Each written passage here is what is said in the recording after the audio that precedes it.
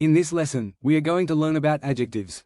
Adjectives are very common in English, but many learners are not always sure what they do. In this lesson, we will learn what adjectives are and how they help us describe nouns in a sentence. Welcome to Nothing Fancy Literacy, where we provide clear and practical English grammar lessons for students, ESL learners and teachers. Adjectives describe nouns by telling us what kind, how many, or what something looks like. They give us more information about a person, place, animal or thing. Let's look at some examples. A blue car drove along the street. The word blue describes the car, so blue is an adjective. The family owned 3 dogs.